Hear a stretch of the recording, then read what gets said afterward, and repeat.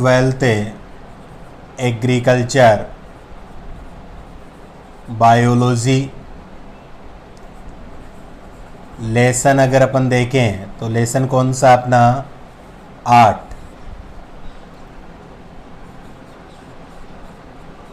महत्वपूर्ण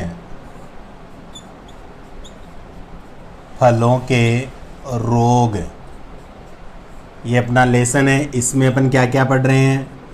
रोग के कारण,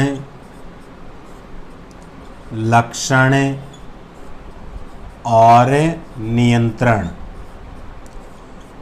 इनके बारे में मुख्य रूप से अपने को पढ़ना है। और इसके 2 पार्ट मैंने आपको उपलब्ध करवा दिए हैं। आज पार्ट नंबर जो 3rd है उसके ऊपर अपन चर्चा करने वाले हैं। और आज का जो रोग है अपना लेसन का 3rd रोग, बेर का छाछा रोग। क्या नाम है स्टूडेंट्स? बेर का छाछा रोग। इसके बारे में आज अपन चर्चा करेंगे। बेर का छाछा रोग या इसे क्या कहते हैं? पाउडरी मिल्ड्यू ऑफ बेर।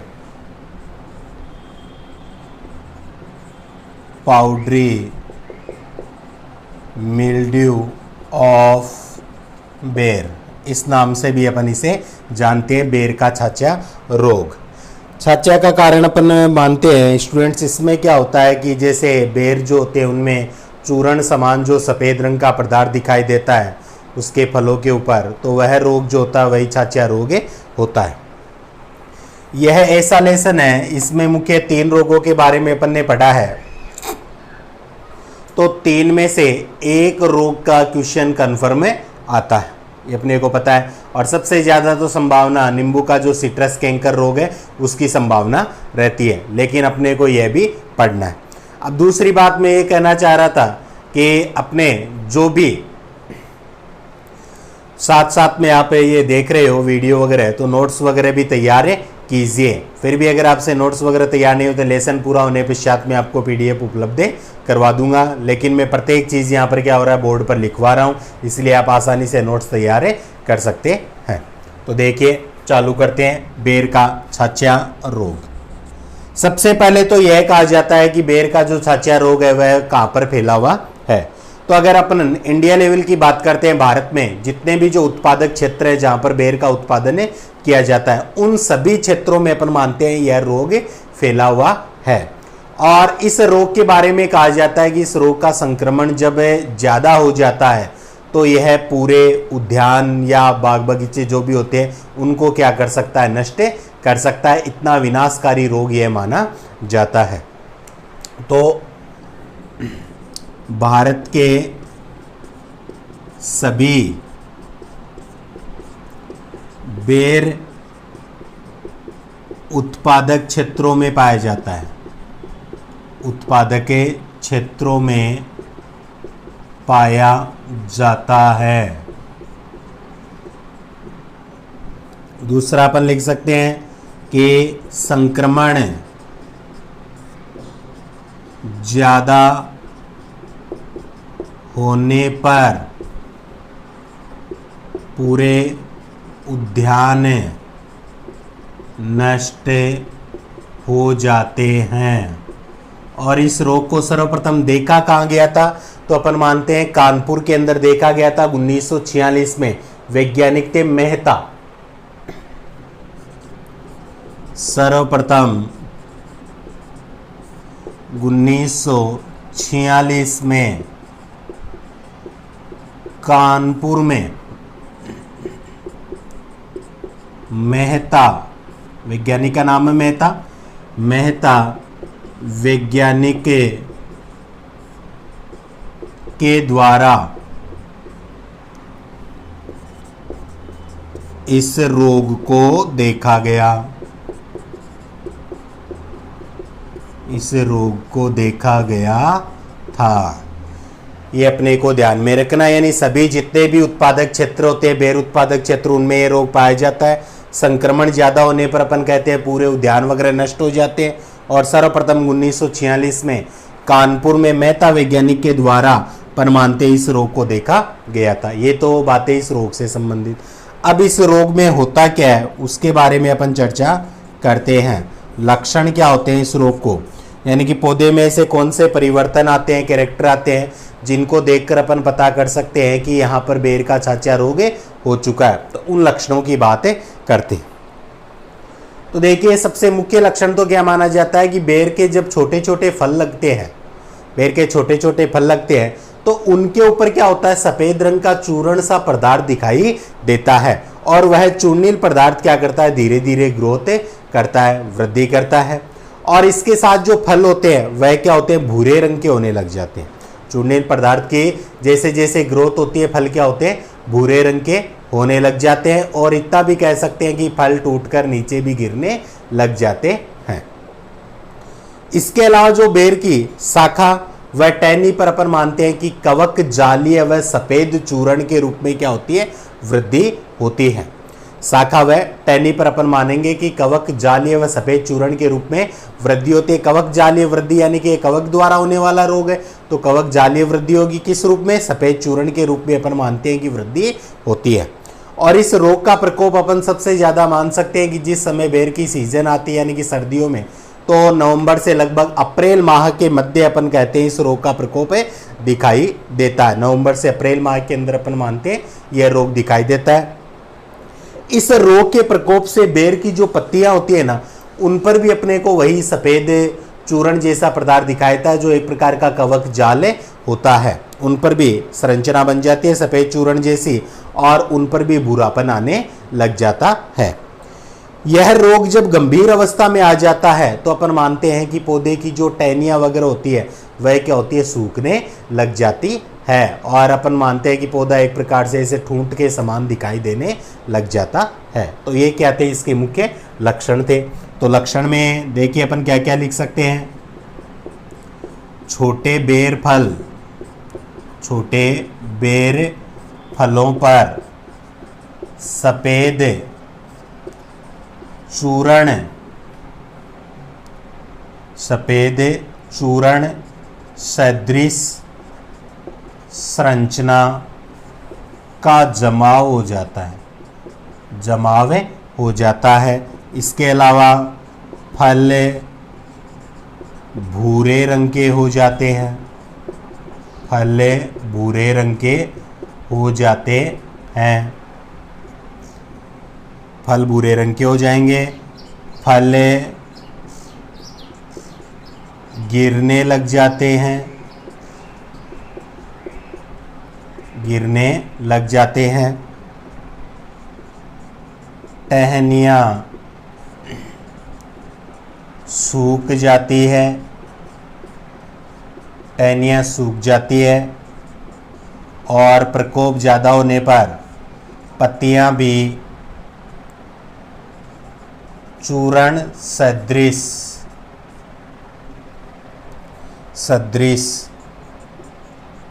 सफेद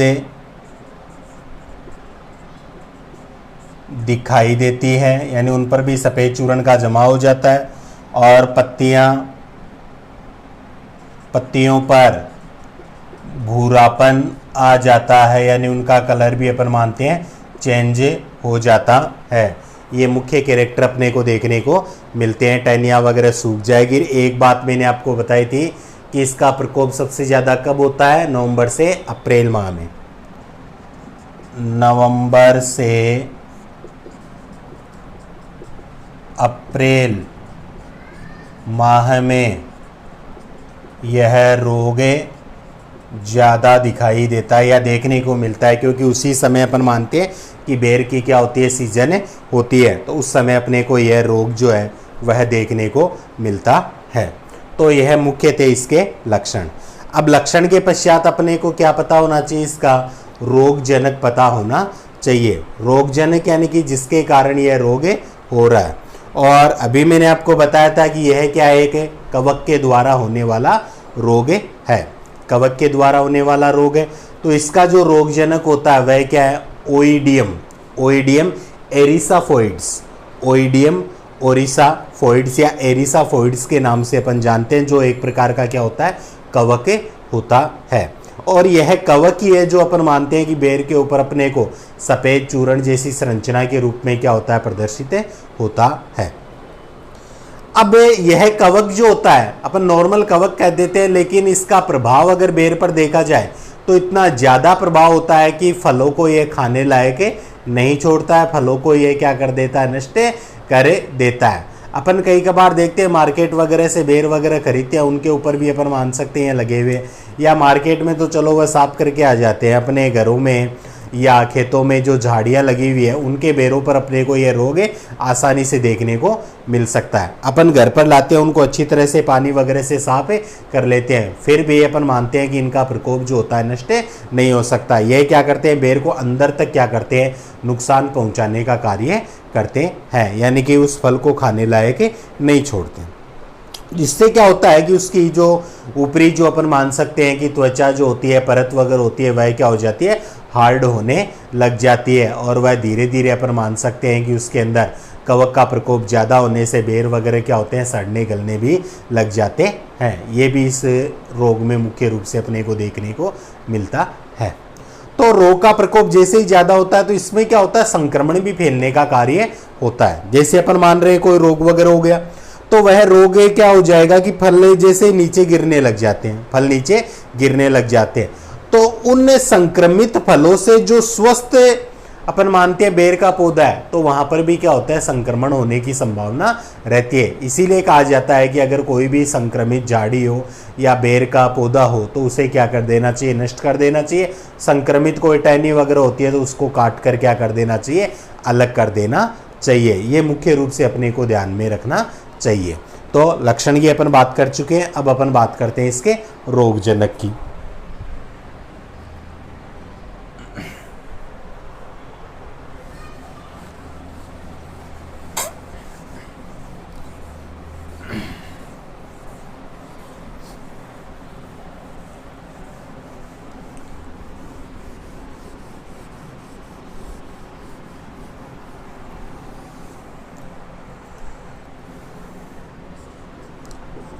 रोगजनक, इसके बारे में अपन चर्चा करते हैं। रोगजनक जो रोग को फैलाता है या उस रोग के लिए क्या होता है, उत्तरदायी होता है। और अपने को पता है यह है किसके द्वारा फैलने वाला रोग है, एक कवक के द्वारा फैलने वाला रोग है, जिसका नाम बताया था ओइडियम एरिसाइफोइड्स। ओइडियम एरिसा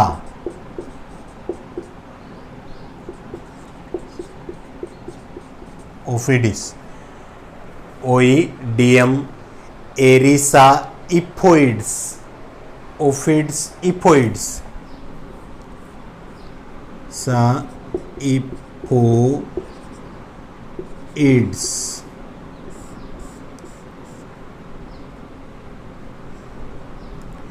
एरिसाइफोइड्स जो एक प्रकार का क्या होता है, कवक होता है। इसके द्वारा अपन मानते हैं कि यह रोग जो होता है वह फैलता है। ये अपने को नाम जरूर याद रखना है, एग्ज़ाम में नाम कई बार पूछा गया है कि बेर का जो छाछा रोग होता है या अपन मानते हैं जो पाउडरी मिल्ड्यू ऑफ बेर है तो उसका रोगजनक क्या होता है, पैथोजन, तो ओइडियम एरिसाइफोइड्स कवक के द्वारा यह रोग होता है। और इस रोग के कवक के जो है इसका संक्रमण मैंने आपको बता दिया है कि यह पूरे पादप को यानी कि बेर के जो फल वगैरह होते हैं, पत्तियां वगैरह होते हैं, उन सबको क्या करता है, यह नुकसान पहुंचाने का कार्य करता है। तो ये तो बात हो गई रोगजनक की। अब जो मुख्य आता अपने वह क्या आएगा, प्रबंधन की अपन बातें करते हैं। प्रबंधन की मुख्य रूप से अपन बात करते हैं। तो प्रबंधन में अपन क्या क्या पढ़ते हैं, एक तो सस्य प्रबंधन पढ़ते हैं, एक जैविक प्रबंधन पढ़ते हैं, और थर्ड जो है वह क्या पढ़ते हैं, रासायनिक प्रबंधन के बारे में पढ़ते हैं। तो सबसे पहले अपन क्या देखेंगे, इसका जो सस्य प्रबंधन है उसके बारे में आज अपन चर्चा करने वाले हैं।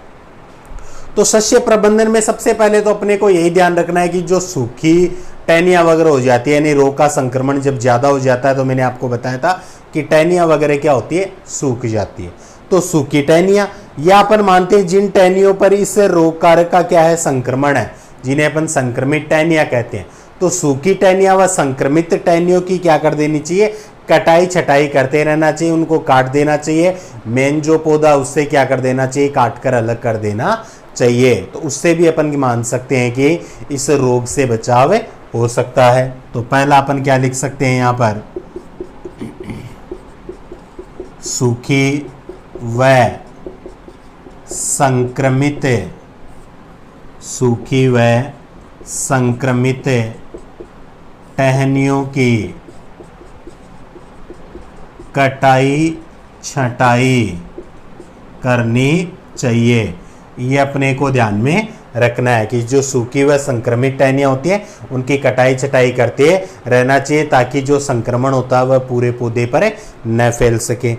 इसके अलावा इससे भी संक्रमण की संभावना रहती है, तो अपन क्या कर सकते हैं, जो भी संक्रमित जो भाग होते हैं उनको पौधे से काट कर क्या करना चाहिए, जला देना चाहिए।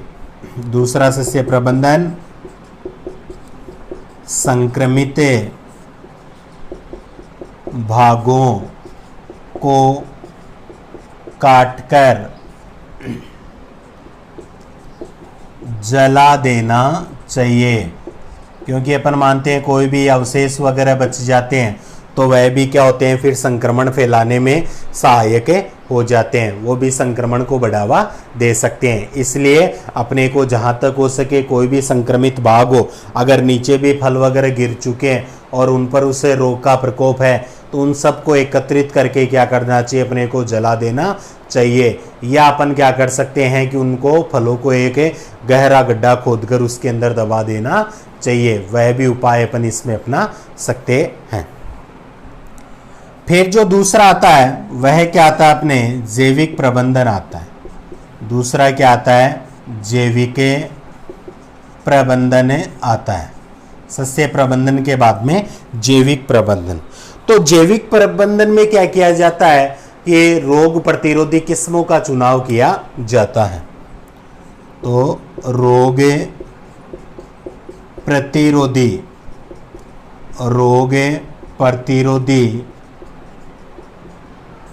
किस्मों का चुनाव करना चाहिए, चुनाव करना चाहिए।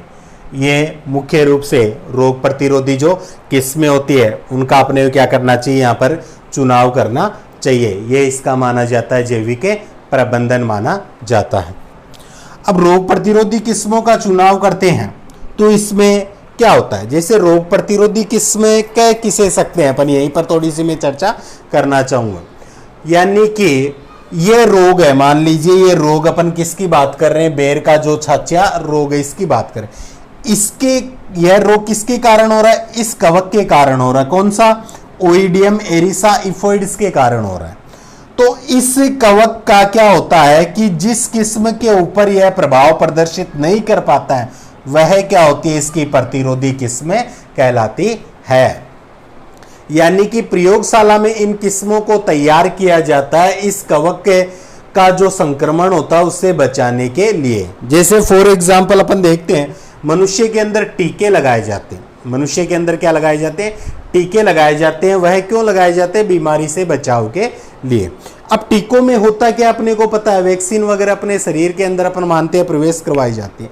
तो उसके अंदर क्या होता है कि जिस बैक्टीरिया वायरस के द्वारा जो रोग होता है उस बैक्टीरिया या वायरस को एक निष्क्रिय स्टेज या अवस्था में अपनी बॉडी के अंदर क्या करवाया जाता है, प्रवेश करवाया जाता है।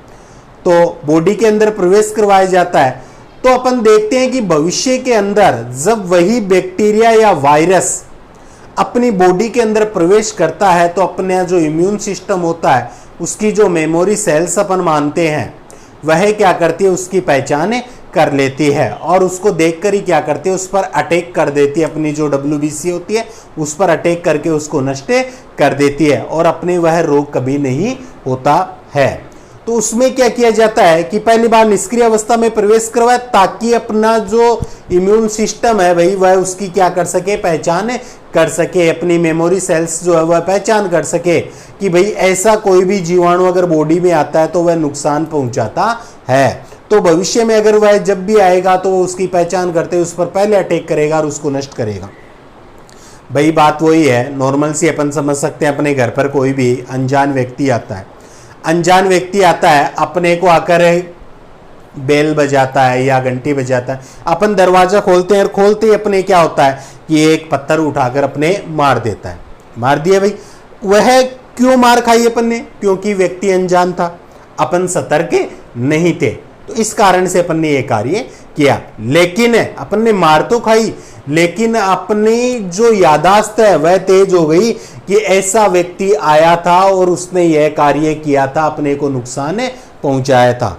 आगे भविष्य में जब वही व्यक्ति आएगा, बेल बजाएगा, बेल बजाते अपन गेट पर देख लेंगे कि यह व्यक्ति पहली बार भी आया था, पहले भी आया था और आकर अपने ईंट की मारी थी, अपने को नुकसान पहुंचाया था। तो अपन क्या करेंगे, जैसे ही वह आकर बेल बजाएगा अपने को वह दिखाई देगा, तो अपन क्या करेंगे, पहले से ही पत्थर उठाकर उस पर क्या करेंगे, अटैक करेंगे। यानी कि उसको मौका ही नहीं देंगे अटैक करने का, पहले ही अपन अटैक कर देंगे, यानी ईंट का जवाब पत्थर से देंगे।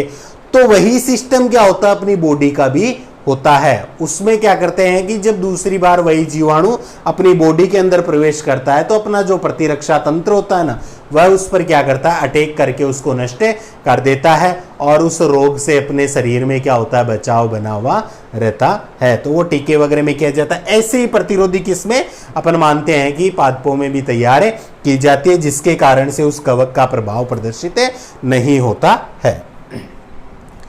तीसरा अपन बात करते हैं रासायनिक प्रबंधन की। तीसरा अपन देखते हैं इसका रासायनिक प्रबंधन। अब रासायनिक प्रबंधन में अपने को पता है किसका उपयोग करेंगे भाई, अपन रसायनों का उपयोग करते हैं, उर्वरक का उपयोग करते हैं, जो क्या करते हैं, इस कवक वगैरह को नष्ट करने का कार्य करते हैं, इसके प्रकोप को क्या करते हैं, नियंत्रण करते हैं। तो रासायनिक प्रबंधन में सबसे पहले तो अपन देखते हैं कि जो सल्फर धूली आती है उसका 25 किलोग्राम प्रति हेक्टेयर से क्या करना चाहिए, बुरकाव करना चाहिए। पहला तो क्या देख सकते हैं, सल्फर धूली, सल्फर धूली का 25 किलोग्राम प्रति हेक्टेयर की दर से बुरकाव या छिड़काव जो भी है वह करना चाहिए। बुरकाव करना चाहिए, या अपन कह सकते हैं कि वहाँ पर चारों तरफ खेत के अंदर जो भी यहाँ पर बेर वगैरह लगे उन सब के ऊपर वह डाल देना चाहिए, बुरकाव कर देना चाहिए। बुरकाव ये अपन मानते हैं सल्फर धूली का 25 किलोग्राम प्रति हेक्टेयर की दर से बुरकाव करना चाहिए। फिर दूसरा अपन देखें तो डाइनोकेप 0.1% घोल के विलयन, डाइनोकेप 0.1% घोल का उपयोग करना चाहिए। अपने को जो घोल बनाते हैं उसका उपयोग करना चाहिए, यानी कि छिड़काव करना चाहिए। घोल का उपयोग करें, पौधों पर क्या करना चाहिए, छिड़काव करना चाहिए। ये अपन मान सकते हैं कि इसका दूसरा रासायनिक प्रबंधन है। फिर अपन मानते हैं कि यह जो छिड़काव वगैरह है ना, यह सितंबर से प्रारंभ करना चाहिए और प्रत्येक माह अपन मान सकते हैं कि यह करना चाहिए, प्रति माह अपन कर सकते हैं छिड़काव। सितंबर से लेकर प्रति माह, प्रति माह का मतलब हो गया लगभग 25-30 दिन से अपने को इस छिड़काव को क्या करना चाहिए, दोहराना चाहिए, जिससे अपन इसके प्रकोप को कम कर सकते हैं। और एक रासायनिक प्रबंधन और अपन लिख सकते हैं कि फलन के समय कुल 4 बार इसका छिड़काव अपन कर सकते हैं। प्रत्येक माह तो करना ही है, लेकिन जब यह जो डाइनाकोप होता है, डाइनोकेप 0.1% घोल का फलन के समय, फलन का मतलब जब है फल लगते हैं, तो फलन के समय 4 बार क्या करना चाहिए, छिड़काव करना चाहिए। 4 बार कम से कम अपने को छिड़काव करना चाहिए। तो इन सभी उपायों से अपन क्या कर सकते हैं कि बच सकते हैं, तो ये मुख्य रूप से माना जाता है इसका प्रबंधन। तो स्टूडेंट्स, यह रोग अपना कंप्लीट होता है, बेर का छाछा रोग। अब थोड़ी देर में मैं आपको पूरा रिपीट करके बताने वाला हूँ, आशा करता हूँ लिख लिया होगा, तो अब थोड़ी देर इसको दोबारा सुन लीजिए। अपने इस लेसन का यह 3rd नंबर का रोग है बेर का छाछा रोग, जिसे पाउडरी मिल्ड्यू ऑफ बेर के नाम से अपने जानते हैं। अपन मानते हैं कि भारत में जितने भी बेर उत्पादक जो क्षेत्र हैं, उन क्षेत्रों में यह रोग फैला हुआ है। इस रोग के बारे में कहा जाता है कि जब रोग का संक्रमण ज्यादा हो जाता है तो यह बेर के पूरे उद्यानों को क्या कर देता है, नष्ट कर सकता है। इतना विनाशकारी यह रोग माना गया है। इस रोग को सर्वप्रथम देखा था मेहता नामक एक वैज्ञानिक थे, उनके द्वारा कानपुर में 1946 में इस रोग को सर्वप्रथम देखा गया था। ये अपने को ध्यान में रखना है। फिर बात करते हैं अपन इस रोग के लक्षण की। तो लक्षण में मैंने आपको बताया कि बेर के जो छोटे फल होते हैं, उन फलों पर क्या होती है, सफेद चूर्णिल वृद्धि होती है, यानी वह कवक की वृद्धि होती है, लेकिन दिखने में ऐसे दिखता है जैसे कोई सफेद चूर्ण हो, उसकी वृद्धि लगातार होती रहती है, जिसके कारण से अपन मानते हैं कि इसमें जो फल वगैरह होते हैं उन वह भूरे रंग के हो जाते हैं, और साथ में फल जो होते हैं वह गिरने भी लग जाते हैं। शाखा व टहनी पर कवक जालीय व सफेद चूर्ण के रूप में वृद्धि लगातार होती जाती है, यानी कि अपन मानेंगे पत्तियों पर भी अपन प्रभाव देख सकते हैं, फल पर भी देख सकते हैं। इसके अलावा शाखा और जो टहनी होती है उस पर भी उस कवक जाल का प्रभाव देखने को मिलता है, और जो सफेद चूर्ण समान जो संरचना होती है उसमें लगातार क्या होती है, वृद्धि होती रहती है। इस रोग का प्रकोप मैंने आपको बताया था कि जिस समय बेर का अपन मान सकते हैं सीजन आती है, नवंबर सर्दियों के अंदर नवंबर से मार्च अप्रैल के मध्य, उस समय इसका प्रकोप अपने को देखने को मिलता है या यह रोग दिखाई देता है। रोग के बारे में कहा जाता है कि रोग का प्रकोप से अपन मानते हैं कि बेर की पत्तियों पर भी क्या होता है, सफेद चूर्ण जैसी संरचना दिखाई देने लग जाती है, यानी कवक का प्रकोप हो जाता है। और इसके अलावा मैंने आपको बताया था कि जो पत्तियां होती है उनमें भी क्या होता है, भूरापन आने लग जाता है। रोग गंभीर होने पर टहनियां जो होती है वह क्या हो जाती है, सूख जाती है। जिस टहनी पर अपन मानते हैं कि रोग है वह टहनी क्या हो जाती है, सूख जाती है और बिल्कुल एक ठूंठ के समान दिखाई देने लग जाती है। ये बात थी इसके लक्षण की। फिर अपन बात करते हैं रोगजनक की। तो रोगजनक मैंने आपको बताया था कि यह किसके द्वारा होने वाला रोग है, एक कवक के द्वारा होने वाला रोग है। कवक का नाम मैंने आपको बताया था ओइडियम एरिसा इफोइड्स। ओइडियम एरिसा इफोइड्स नामक जो कवक होता है उसके द्वारा बेर का छाछा रोग होता है या पाउडरी मिल्ड्यू ऑफ बेर होता है। बात करते हैं इसके मैनेजमेंट की, जिसके द्वारा इस रोग को कंट्रोल किया जा सकता है। तो मैनेजमेंट में 3 पड़ते हैं, सस्य प्रबंधन, जैविक प्रबंधन और रासायनिक प्रबंधन। सस्य प्रबंधन में मैंने आपको बताया था कि सूखी व जो संक्रमित जो टहनियां वगैरह होती है उनकी क्या कर देनी चाहिए, कटाई छटाई कर देनी चाहिए, जिसके कारण से अपन मान सकते हैं कि रोग का प्रकोप पूरे पौधे पर नहीं होता है। दूसरा, अपन मानते हैं कि कटाई छटाई से भी अगर संक्रमण बढ़ रहा है तो अपने को क्या करना चाहिए कि पौधे के जो भी संक्रमित है भाग वगैरह होते हैं, फल वगैरह होते हैं, नीचे गिर जाते हैं जमीन पर, उन सबको एकत्रित करके क्या कर देना चाहिए, नष्ट कर देना चाहिए। नष्ट कैसे, उनको जलाकर नष्ट कर देना चाहिए, ताकि उनके किसी प्रकार के अवशेष न बच सके, क्योंकि अवशेष अगर शेष रह जाते हैं तो अपन मान सकते हैं कि वह दोबारा संक्रमण फैलने की संभावना बनी हुई रहती है। फिर सेकंड मैंने आपको बताया था जैविक प्रबंधन। तो जैविक प्रबंधन में क्या किया जाता है, रोग प्रतिरोधी किस्मों का क्या किया जाता है, चुनाव किया जाता है। तो यहाँ पर जो कवक है अपना ओइडियम एरिसा इफोइड्स कवक, इसके प्रतिरोधी किस्मों का क्या किया जाता है, चुनाव किया जाता है, जिन किस्मों पर इस कवक का कोई प्रभाव प्रदर्शित नहीं होता है।